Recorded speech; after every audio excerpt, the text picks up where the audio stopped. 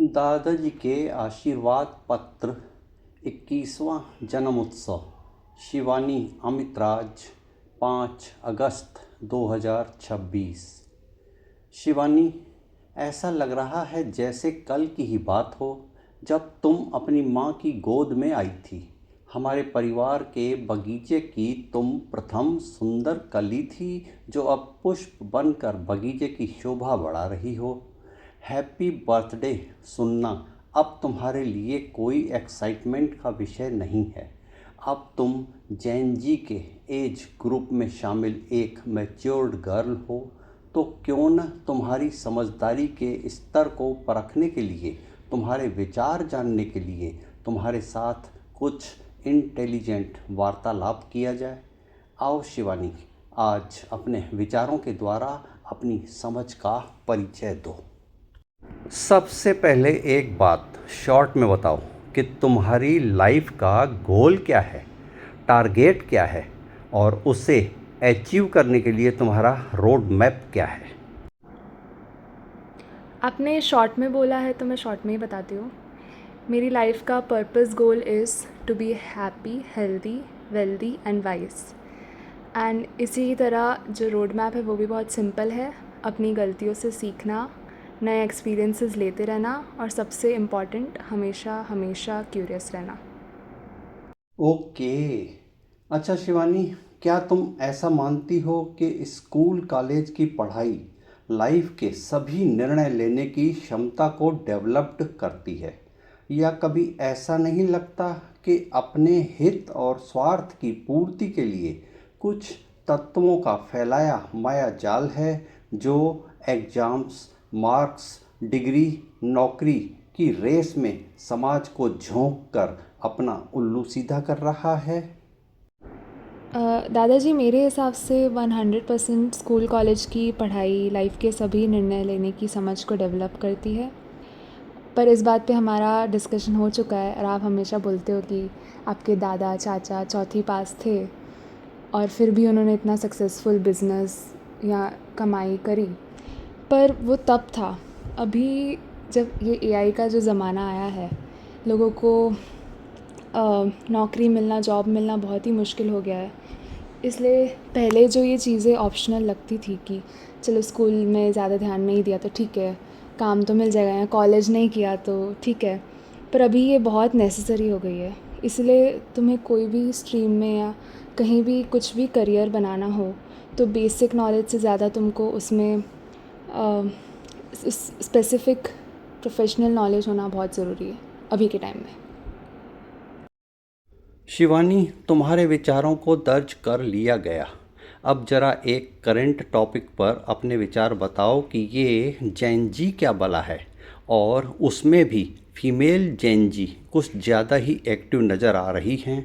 मुझे कन्फ्यूज़न से बाहर निकालो कि एक ही एज ग्रुप के ऑल जैन जी किसी एक ही बात पर एकमत और सहमत होकर एक ही दिशा में आंदोलन करने कैसे निकल पड़ते हैं।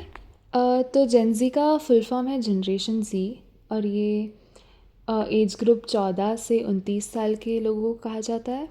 इसके पहले मिलेनियल्स हुआ करते थे और उस आपकी जो जनरेशन है उनको बेबी बूमर्स बोलते हैं। तो ये जब ये प्रोटेस्ट हुआ, ये एटलीस्ट स्टार्टिंग में या कई टाइम तक न किसी पॉलिटिकल पार्टी की तरफ से था, न किसी पॉलिटिकल पार्टी के ख़िलाफ़ था। ये उन बच्चों के लिए था जिनके साथ नाइंसाफ़ी हुई, जो पेपर लीक की वजह से उन्होंने जो इतनी मेहनत करी थी वो सब पानी में गई। अभी जेन ज़ी जो जनरेशन है, ये सोशल मीडिया जनरेशन है। पहले के ज़माने में आपको जो न्यूज़ मिलती थी मेन स्ट्रीम मीडिया से, न्यूज़पेपर, न्यूज़ चैनल वगैरह, उसमें मीडिया आपको बताती थी कि क्या हो रहा है। अब जो सोशल मीडिया आ गया है उसमें लोग खुद आके ये न्यूज़ दे रहे कि भाई ये हुआ है हमारे साथ। और आई थिंक जो ये जेन ज़ी वाली जनरेशन है वो on a personal level, deeper level connect हो पाई है, जिसके लिए ऐसा भी बोलते हैं कि ये वाली जनरेशन के जो मोरल वैल्यूज़ हैं और जो लाइफ वैल्यूज़ हैं वो बहुत ज़्यादा हैं। तो आई थिंक ये जो मोरालिटी जो चीज़ है वो, उसकी वजह से ये जो पूरा एज ग्रुप है वो एक साथ आया और इन्होंने मिलके इसके लिए प्रोटेस्ट किया है। ध्यान से तुम्हारी बात सुनकर मेरा काउंटर क्वेश्चन नहीं, काउंटर कमेंट है कि 14 से 29 का एज ग्रुप जेन जी है, तो 14 से 18 तक की एज के तो अनमैच्योर्ड जेन जी हुए, तो वो कैसे किसी बात को कितना समझ सकते हैं। चलो आगे बढ़ते हैं। शिवानी, मैंने देखा है तुम हमेशा जो भी देखती हो, सुनती हो, पढ़ती हो, वो सब इंग्लिश में ही होता है। इसे मैं क्या समझूं? एक कॉम्प्लेक्स सुपीरियरिटी का। हिंदी भाषा में कुछ भी तुम्हें न देखने लायक लगता है, न सुनने लायक और न ही पढ़ने लायक। तुम्हें हिंदी से एलर्जी क्यों है?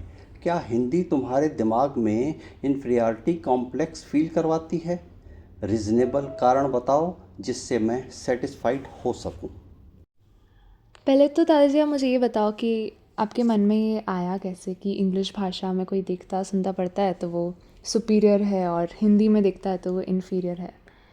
मेरे हिसाब से भाषा सिर्फ एक मीडियम है, ना कि वो कोई सिंबल है कि किसी इंसान के पास क्या कितनी नॉलेज है।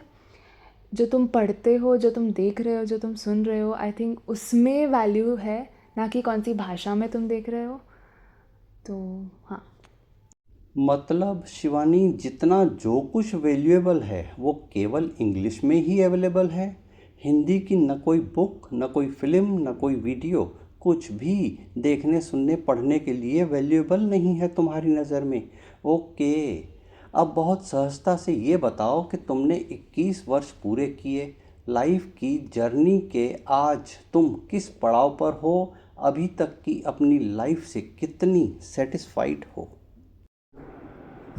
पहले तो ऐसा नहीं है कि मैं बिल्कुल हिंदी चीज़ें नहीं देखती, सुनती, पढ़ती हूँ।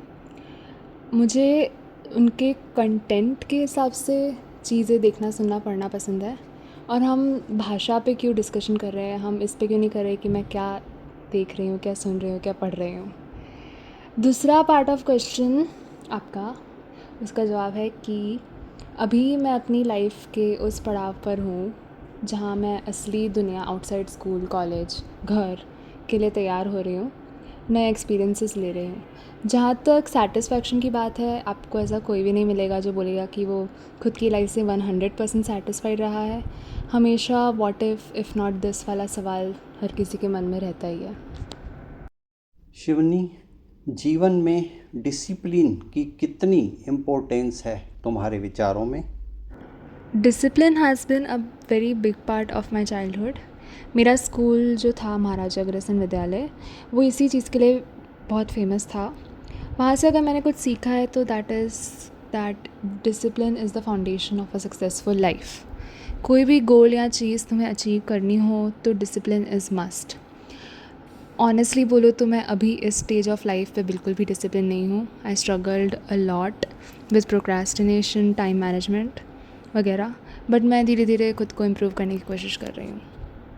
ओके, तुम जो कोर्स कर रही हो वो तुम्हारा पैशन है, उसके अलावा तुम्हारे पास क्या ऐसा स्पेशल हुनर है जिसे तुम हाईलाइट करके बताना चाहोगी? ताजी, आपने बहुत ही हार्ड क्वेश्चन पूछा है और मुझे एक्चुअली नहीं पता कि मेरे में क्या क्वालिटी है, पर मैं इतना जानती हूँ कि मैं बनावटी नहीं हूँ। मैं जितना हो सके उतना ऑथेंटिक रहने की कोशिश करती हूँ और मेरे मन में जो होता है वो मैं बोल देती हूँ, और जैसी मैं अंदर हूँ वैसी ही मैं बाहर हूँ। ठीक है शिवानी, अपनी आइडियल मम्मी की किन बातों को तुम एडॉप्ट करके अपने जीवन में उतारना पसंद करोगी? एक या दो बात बताओ। दादाजी, ये तो मेरा सबसे फेवरेट क्वेश्चन है। अगर कोई एक चीज़ मम्मा की जो मैं बहुत बहुत बहुत ज़्यादा अपने आप में देखना चाहती हूँ, वो है उनका स्वभाव। उनमें जो ये पेशेंस है, उनमें जो कभी ग्रजेस नहीं रखने की जो बात है, उनमें जो क्रिएटिविटी है, वो मैं खुद में लाना चाहती हूँ। वैसा मुझे बनना, ये मेरी लाइफ का एक गोल है। दूसरा, मुझे उनके जैसा बेक करना सीखना है, जैसे कि वो केक्स बनाती है, कुकीज़ बनाती है। मैं चाहती हूँ एक दिन मैं भी वैसा सब बनाऊँ। शिवानी, तुम अपने जवाबों से कितना सेटिस्फाइड हो और मैं कितना सेटिस्फाइड हूँ, ये हम रूबरू में डिस्कशन कर लेंगे। अभी 21 तालियों के साथ आज के इस वार्तालाप को पूर्ण विराम देते हैं। चूँकि मैं दादाजी हूँ, इसीलिए लाइफ में हमेशा मैं हितैषी भावना के साथ तुम्हारे साथ हूँ। सदा खुश रहो।